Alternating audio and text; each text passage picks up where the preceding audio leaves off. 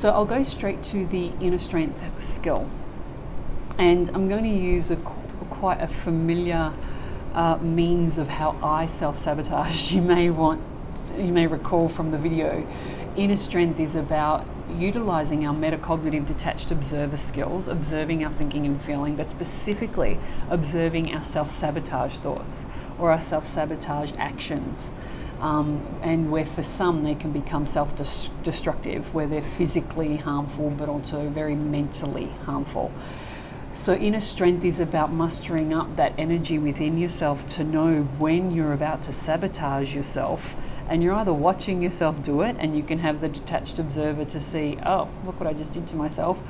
You can actually stop yourself prior to doing it, because you've developed your metacognitive skills and your inner strength energy to be able to help yourself stop the self-sabotage, redirect it into something healthier and more productive for you. I didn't catch it in time in the midst of all of these changes for myself, and a very simple example of where I got slack on my inner strength was with certain foods that I chose. I ended up with a splitting headache on something I chose to purchase. Being traveling, I obviously don't have a pantry or a fridge to be able to have my own food supplies available, so I'd be buying food every day for meals.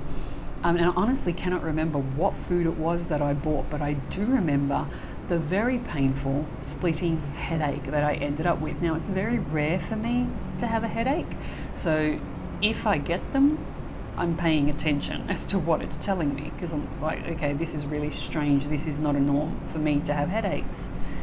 And I realized, I looked back on the package of whatever that food was I purchased. I do remember looking at the ingredients list, and it had as one of its first ingredients high fructose corn syrup, and it didn't have on there that it was specifically non-GMO, which for any of you that may be familiar with travel in the US, it's important to actually really check the labels of a lot of foods there, particularly if it's a packaged food, because so much of it unfortunately now does have high fructose corn syrup to sweeten it up and deal with our little addictive dopamine receptors in our brains that we want to buy more. And a lot of it's genetically modified foods. I didn't check, as I had learned to do in 2017 when my husband and I did a 10-month road trip through the USA, and my husband is also American, so we visited there to see family and just visited there. So I got very used to checking labels, we both did, because I learnt I got headaches with certain foods, and the high fructose corn syrup and GMO foods clearly do not resonate with my body. They're not natural anyway, so I'm glad they don't resonate with my body, and I'm glad I get headaches to let me know I put something in my mouth that I shouldn't have.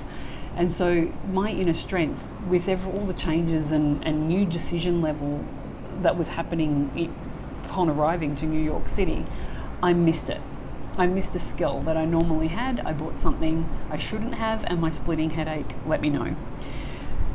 Very familiar example of choosing foods that don't work for us. There are other more subtle examples, but this one was one that really stuck out for me when I reflected on where my inner strength either worked for me or where it worked against me, and that was an obvious example of where it worked against me.